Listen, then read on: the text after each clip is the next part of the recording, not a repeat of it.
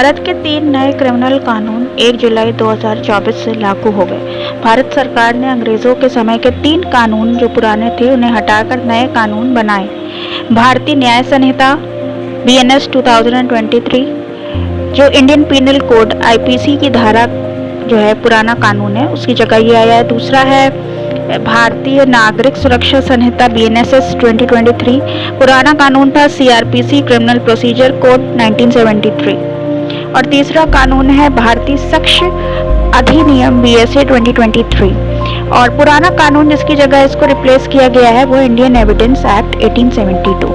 अब जानते हैं कि तीनों कानून क्या करते हैं। तो सबसे पहले बात करते हैं हम भारतीय न्याय संहिता यानी कि BNS की 2023। पुराना कानून था IPC यानी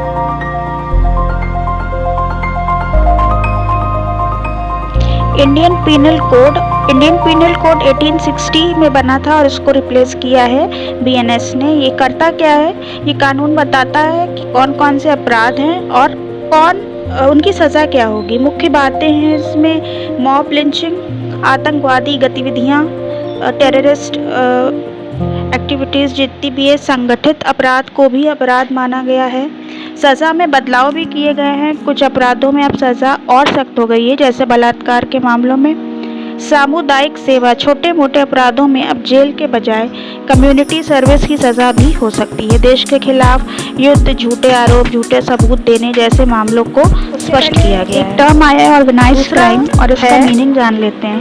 organised crime refers to criminal activities that are planned and carried out by a group or network of people who work together over a long period, usually for money, power और control। तो इसमें एक group होता है लोगों का जो गतिविधियां करते हैं जो मतलब जो कि अंडर लॉ नहीं है, अगेंस्ट लॉ होती हैं, तो इसे कहते हैं ऑर्गेनाइज्ड क्राइम यानी कि प्लान करके कोई चीज़ करना, पहले से उन्हें पता होता है। तो ये था ऑर्गेनाइज।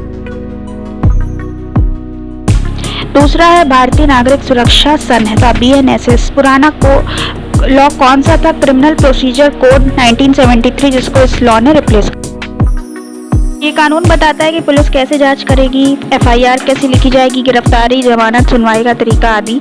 मुख्य बातें ये हैं कि 0 FIR। अब FIR किसी भी थाने में दर्ज हो सकती है। वीडियो रिकॉर्डिंग ज़रूरी है। पूछताछ में अब बयान को रिकॉर्ड करना होगा। 90 दिनों में चार्जशीट होगी और कुछ मामलों में 120 दिन तक समय मिल सकता है। पीड़ित को केस की जानकारी मिलती रहेगी। चलिए अब तीसरा लॉ देखते हैं, भारतीय साक्ष्य अधिनियम BSA। और इसे किसने रिप्लेस किया है, किस एक्ट को इसने रिप्लेस किया है? Indian evidence act 1872। ये पुराना कानून था। तो इस नए कानून में क्या क्या चेंजेस आए? कानून बताता है कि कोर्ट में कौन सी चीज़ सबूत मानी जाएगी और कैसे पेश की जाएगी। जैसे डिजिटल और इलेक्ट्रॉनिक सबूत अब मान्य होंगे। WhatsApp chat, CCTV footage, email, mobile data, video conference भी सबूत माना जाएगा। साक्ष्यों का डिजिटलीकरण कर दिया गया है और क्लाउड स्टोरेज भी 3 नए क्रिमिनल कोड्स भी 2024 से लाए गए हैं। सरकार ने नई अदालतों की शुरुआत की है। सबसे पहले डिजिटल कोर्ट्स जिसमें FIR से लेकर फैसला तक की पूरी प्रक्रिया अब डिजिटल हो सकती है। दस्तावेज, सबूत और गवाहों के बयान ऑनलाइन फाइल हो सकते हैं। ये कोर्ट समय बचाएगी और पारदर्शिता बढ़ाएगी।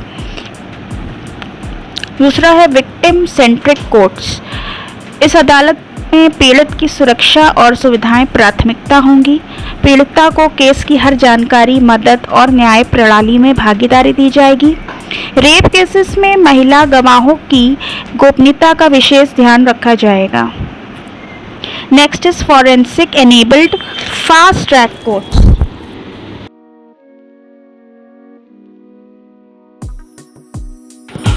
Forensic enabled fast track courts में हत्या, मर्डर, रेप, महिला अपराध जैसे गंभीर मामलों की तेज सुनवाई के लिए है। इसे बनाया ही इसलिए गया है ताकि तेज सुनवाई हो। DNA, fingerprints, blood